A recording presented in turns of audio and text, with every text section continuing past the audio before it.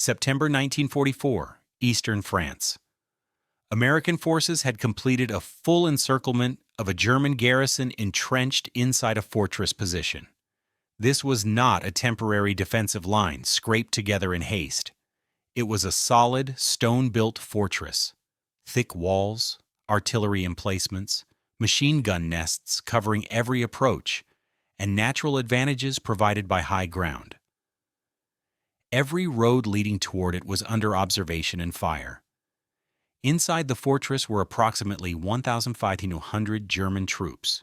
They were a mixed force: regular infantry, artillery crews, and officers from several units that had fallen back into the position as American forces advanced across France. Command of the garrison rested with a German major who had made his position absolutely clear to those under him. He had sworn that he would never surrender to the Americans. General George S. Patton, commanding Third Army, followed his usual practice. Before ordering an attack, he offered surrender. An American officer was sent forward under a white flag with a simple, formal message: "Surrender now. Avoid unnecessary bloodshed. Your men will be treated as prisoners of war in accordance with the Geneva Convention."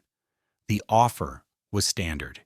It carried no insults and no threats. It presented the German commander with a clear choice: surrender and survive, or resist and face the consequences. The German major's response was immediate and deliberately dramatic. He refused to surrender and sent back a message filled with defiance, honor, and personal resolve. "Tell General Patton," he said, "that if he wanted the fortress, he would have to kill him to take it." It was meant to sound heroic, unbreakable. The kind of declaration commanders sometimes believe will stiffen resistance and intimidate an enemy. It was intended as a challenge, a statement of absolute refusal. When the American officer returned and delivered the response, Patton's staff expected anger or irritation. Some assumed Patton might bypass the fortress or reconsider the approach. Instead, his reaction was calm, almost businesslike. Patton's reply was only 4 words: "I can arrange that." Those words were not spoken in anger. They were not a threat. They were a statement of intent. What followed would not be a prolonged siege. It would not be a symbolic standoff. It would be a deliberate, methodical destruction designed to resolve the problem quickly and decisively. The German major had framed the situation in absolute terms, tying the defense of the fortress to his own death. Patton simply accepted those terms. The fortress itself was a serious obstacle. Built centuries earlier as part of France's defensive network, it featured thick stone walls designed to resist artillery, underground chambers capable of sheltering troops, limited access points covered by interlocking fields of fire, and its own internal water supply. On paper, it was a position that could hold out for weeks. A frontal assault would be costly. A siege would take time. Bypassing the fortress was possible, but it sat astride a critical road junction. Leaving it in German hands would expose American supply convoys to attack and slow the advance. The position could not be ignored. Patton's philosophy was consistent. He preferred surrender not out of mercy, but efficiency. A surrendered enemy cost no American lives and no time. A defended position cost both. The German major rejected that logic and made his stand personal. By doing so, he removed any ambiguity. He had defined his own terms clearly. Patton intended to meet them. The German position was not an improvised strongpoint thrown together during a retreat. It was a genuine fortress, one of many old stone fortifications scattered across the French countryside. Originally constructed in earlier centuries when controlling roads and high ground determined the outcome of wars. Time had weathered its walls, but it had not weakened them. The fortress sat on elevated terrain overlooking a critical road junction. Its thick stone walls were several feet deep in places, designed to absorb punishment from artillery. that predated modern high-explosive shells. Limited access routes forced attackers into narrow approaches, all of them covered by interlocking machine gun fire. Beneath the surface were underground chambers, storage rooms, and command spaces that offered protection from bombardment.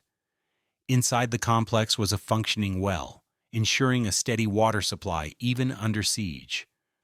The garrison numbered roughly 1,500 men. They were not an elite, hand-picked unit, but a mixture of forces.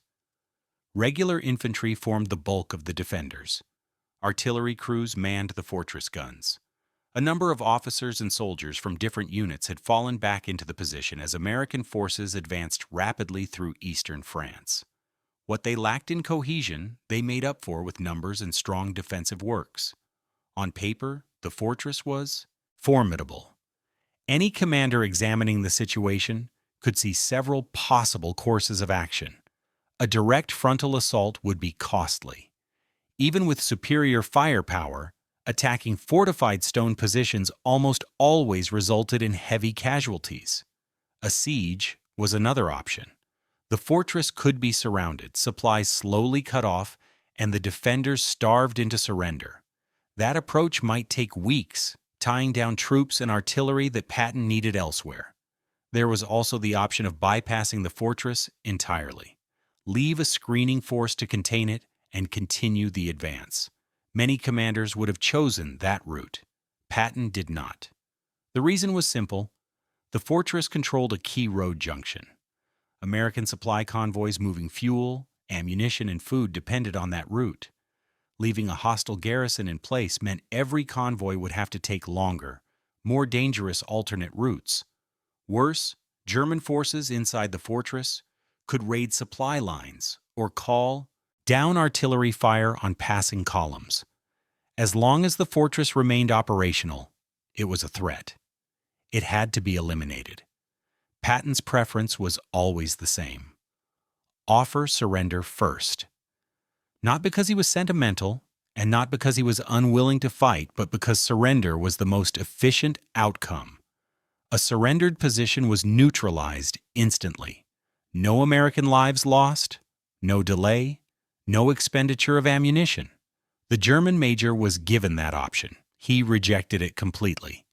But his refusal was more than a simple no. He wrapped it in language of honor, duty, and personal oath. He framed the defense of the fortress as a matter of his own death. If the Americans wanted the position, they would have to kill him to take it. Other commanders might have interpreted this as a bargaining posture. Perhaps the major could be persuaded. Perhaps better terms could be offered. Perhaps appeals could be made to spare his men. Patton interpreted the statement literally. The major had defined the terms of resistance in absolute language. He had declared that only death would end his defense. By doing so, he removed any room for negotiation. In Patton's mind, the decision had already been made. Not by him, but by the man inside the fortress. The responsibility for what came next rested squarely on the choice the German commander had made. When the American officer returned from the fortress and delivered the German major's defiant response, there was a brief pause among Patton's staff. Some expected an angry outburst. Others assumed Patton might order the position bypassed and dealt with later. A few thought he might try once more to persuade the German commander to surrender. Patton did none of those things. According to accounts from officers who were present, his reaction was calm, almost detached. He listened to the message, nodded slightly, and then spoke in a tone that suggested the matter had already been settled. "The major says we have to kill him," Patton said. "Let's not disappoint him." There was no drama in the statement, no raised voice, no emotional edge. It was simply an acknowledgement that the German commander had stated his terms clearly, and that those terms would now be met. Patton immediately began issuing orders. The first directive was a complete encirclement of the fortress, not just blocking the main roads, but sealing the position entirely. No movement in or out.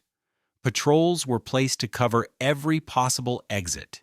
If the water supply could be cut, it would be. The fortress might be strong, but the men inside still depended on supplies, communication, and reinforcement. They would receive none of them. Next came the artillery. Patton ordered every heavy artillery piece within range to be brought forward and registered on the fortress. This was not to be a random bombardment meant to terrorize the defenders. It was a carefully planned, precision operation. Specific sections of wall were selected. Known gun positions were marked. Command areas were identified. Stone walls could stop small arms and light fire, but they would not withstand sustained hits from 155mm guns. Underground chambers offered protection against shrapnel, but direct hits could collapse them. Patton intended to dismantle the fortress piece by piece. Then came the air support. Rather than area bombing, Patton requested tank-busting aircraft equipped for precision strikes. Their targets were clearly defined: the Major's command post, artillery emplacements, ammunition storage, and critical infrastructure inside the fortress complex. The goal was not chaos. It was the systematic destruction of the fortress's ability to fight. Finally, Patton turned to psychological warfare. Loudspeakers were ordered forward to positions within range of the fortress walls. The Germans inside would not simply be attacked without warning. They would be told exactly what was coming, not as threats, but as information.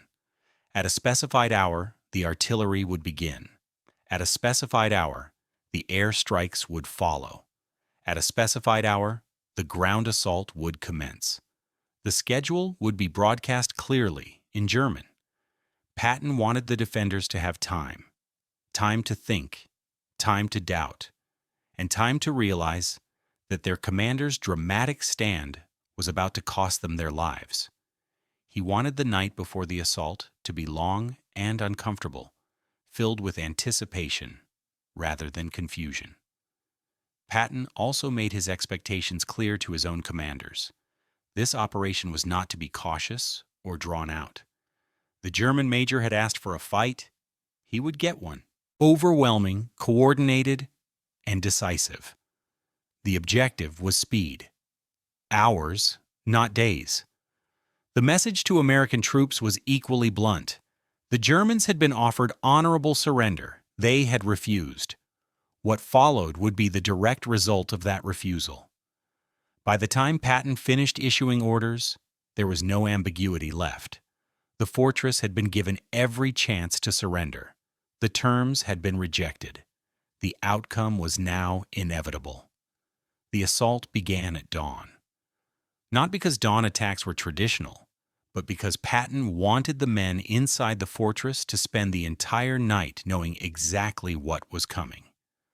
The loudspeakers had broadcast the schedule clearly. The defenders knew that when the sun rose, the bombardment would begin.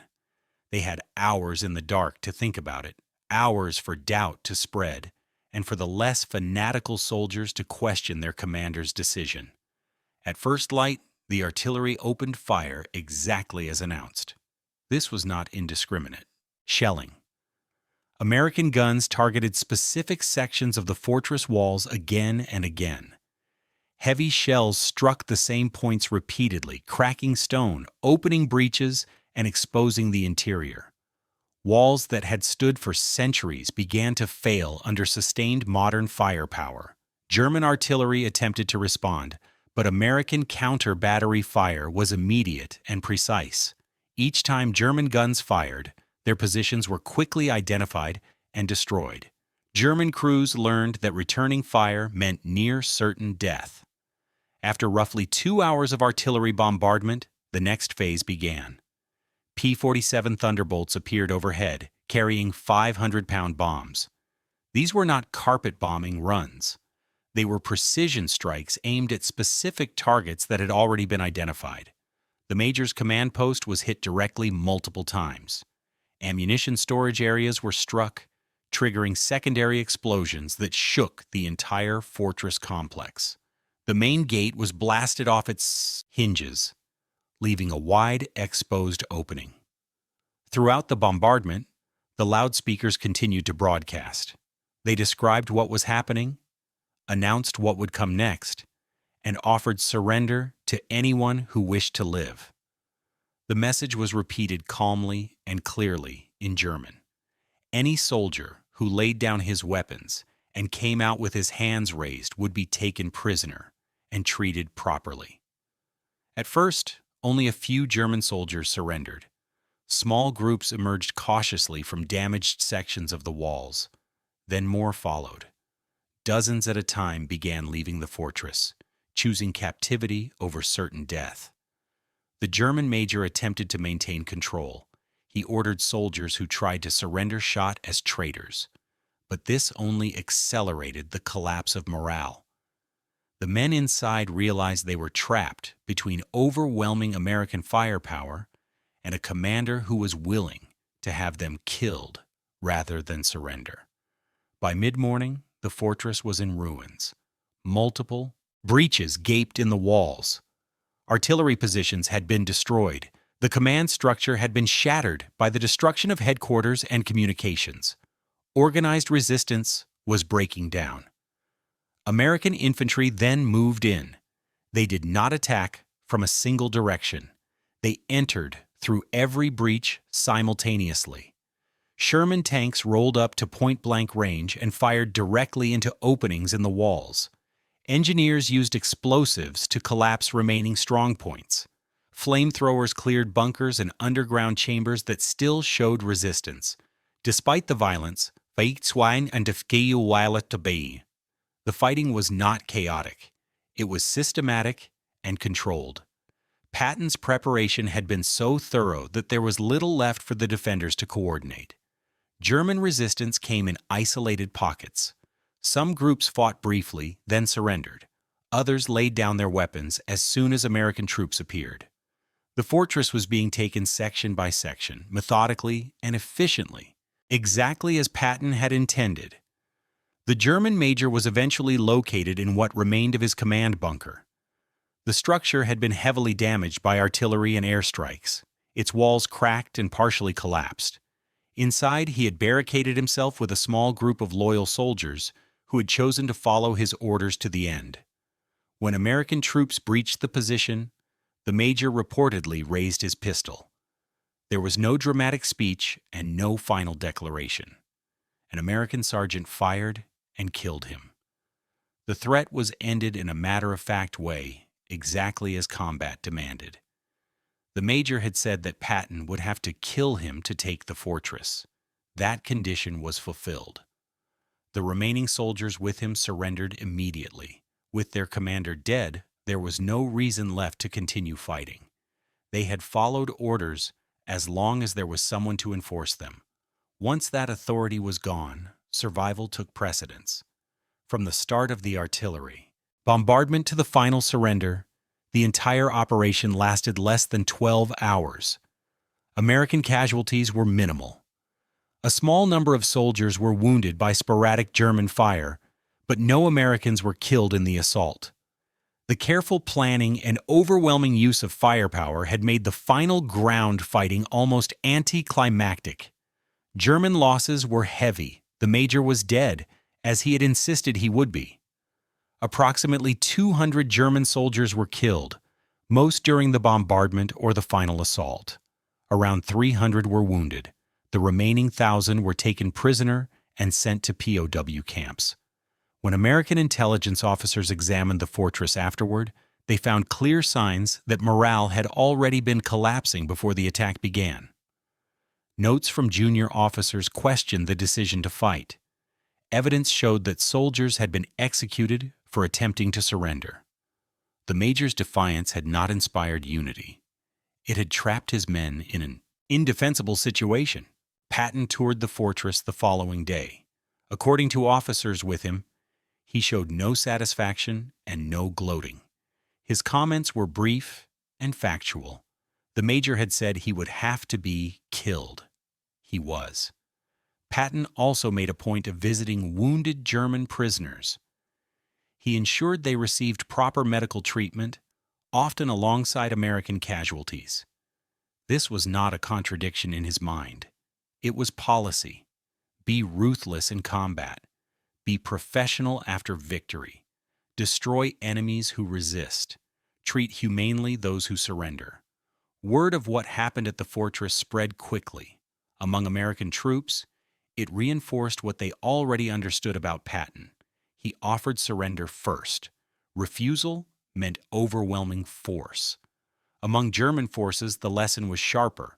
The story was circulated as a warning. When American negotiators offered terms, especially those from Third Army, they were to be taken seriously. Some German officers later stated during interrogations that they surrendered specifically because they had heard about the fortress. Patton's statements were not bluffs. They were descriptions of what would happen next. The German major's stand achieved nothing. The fortress fell. The road junction was secured by nightfall. Patton's advance continued with minimal delay. Hundreds of German soldiers were dead or wounded, who could have survived the war as prisoners. Heroic last stands make compelling stories, but they do not alter outcomes when faced with overwhelming force. They only increase casualties. The major believed his willingness to die would matter. Patton simply took him at his word, and that, more than anything else, was the lesson that endured.